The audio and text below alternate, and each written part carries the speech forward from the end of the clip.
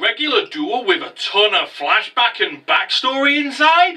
This is old school Yu-Gi-Oh!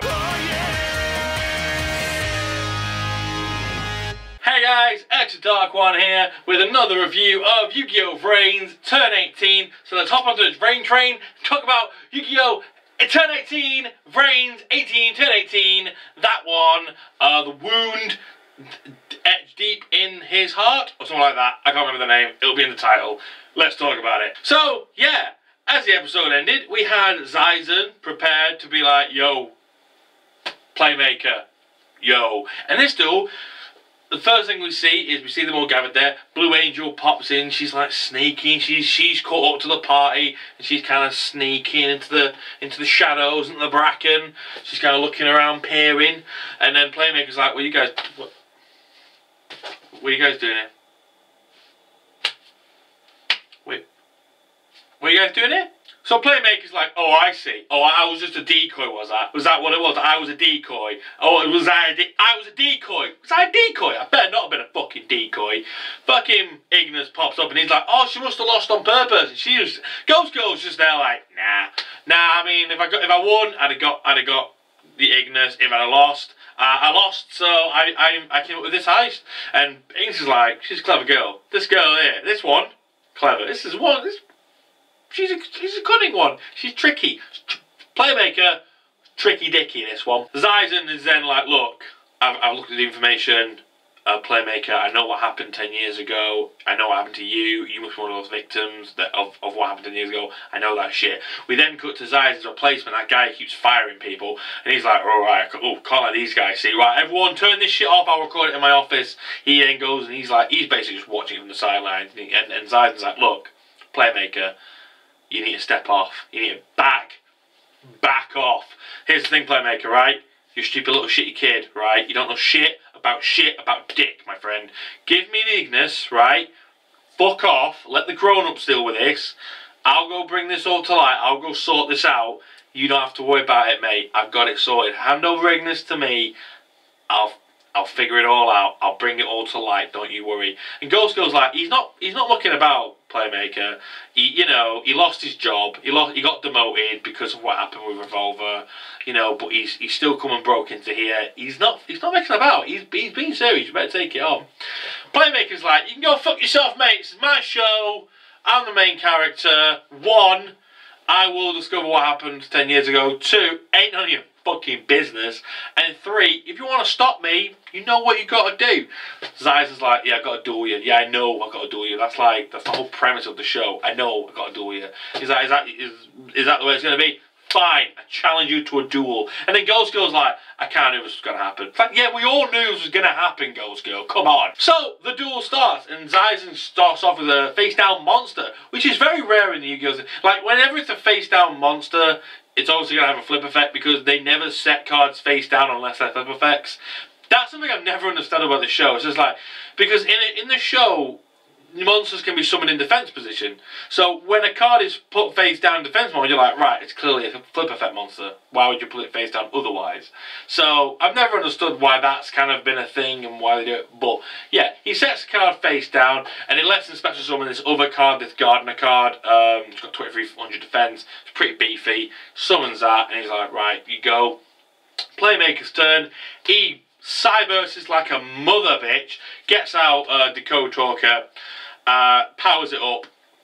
However, when he gets out his Dakota token, he's beefed it all up. Zyzen's like, right, boom, ready, watch this.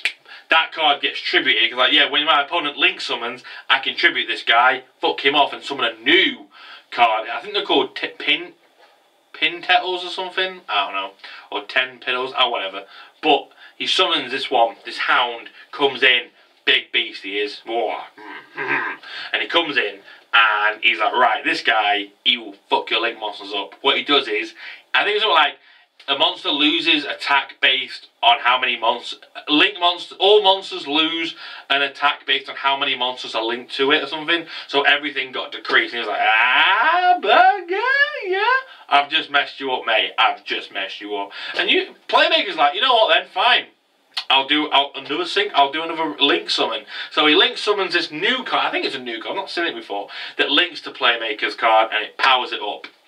And it's you know, he's stronger. He goes for the attack and destroys his monster. But when it's destroyed, I think when it's destroyed or when it can flip a monster on the field face up, and the monster gets Zyzen's other card flips up, and it's a flip effect monster, which is the angel version of his archetype, and it's allowed to. He can basically special summon monsters back from the graveyard and set them face down. He also plays a trap card, which means that as long as there's a face up one of his monsters on the field, and the opponent has a monster on their field, they cannot attack a face down card. So it's essentially a lock-in strategy with face down stuff, and it seems pretty interesting. I can't wait. I think they're out. If they're out, I kind of want to give them a go because they seem pretty cool. So yeah, they're the back and forth. They have their duels. They have their back and forth moves. You know, he then gets his monster back, starts beating shit up, and then we get to the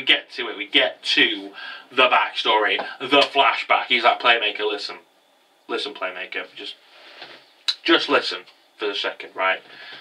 You're probably about the same age as Howie, right? Yeah? Yeah? Fair game? Fair game? Right, well, listen. I don't know what you went through. I really don't. I can't even imagine what that kind of shit went down. I really don't. But I do know about loss. And then, fucking hell, we got the whole 9 yards. Dead parents, died in a traffic accident, the house got sold, the dog died, the fucking fish died, the nan called them a cunt. You know, it's just like a seagull shit on them. You know what I mean? It's just like everything bad happens to them, basically. It's like, yeah, look, our lives became really shit. But, you know, I had to do what I had to do to look after Wowie, you know? Had to do some hacking work. We had a bit of it was like I seen out of Swordfish, where he's got to hack in 5 minutes into a bank, or if he doesn't, he's going to break his arms. So he does that, and he's like, yeah, I had to work for the mob, man. I had to do some shady shit.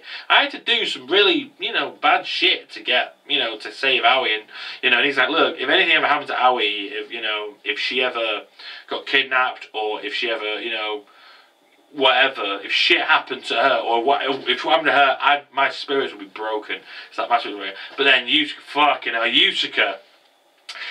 and his mate get fucking pissed.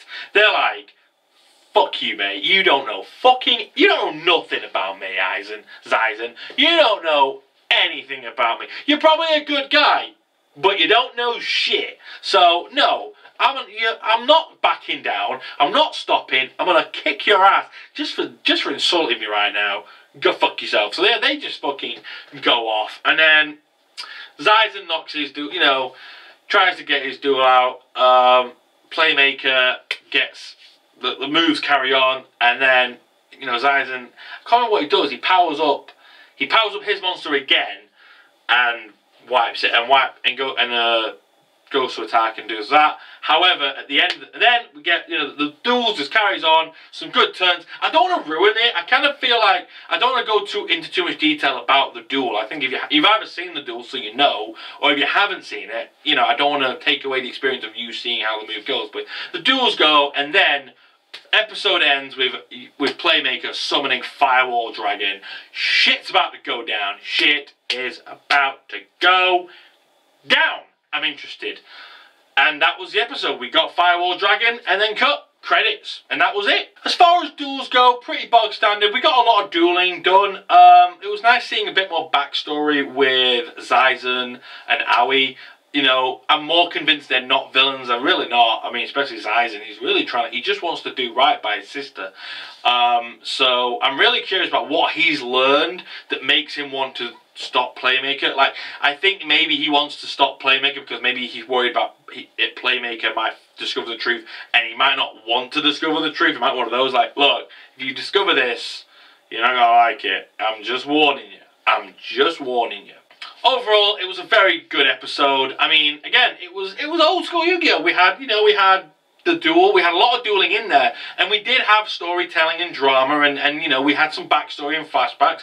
But it actually didn't overwhelm the episode. Like, I've seen episodes of Yu-Gi-Oh! Where literally the episode, it was like there was like one turn, and it was like one turn a whole ton of backstory and storytelling and flashbacks, and then the episode ended with a second turn. I've seen that happen.